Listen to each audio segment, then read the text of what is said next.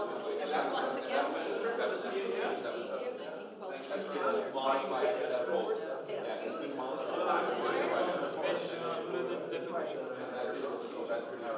In our ministry, this is the Deputy Chief of Staff of the Army. Hi.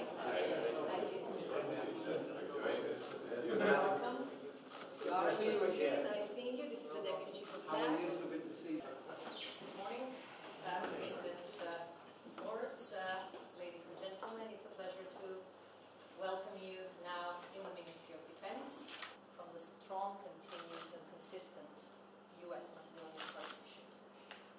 Let me tell you that if I analyze the technology top-notch, we cannot say that we can compete in the area of technology, but when it comes to people, I think that Macedonia has something to offer. And this was made possible because fighting side by side with the US Army in Iraq, currently in Afghanistan, and our dedication to support NATO-led missions have been there since the beginning.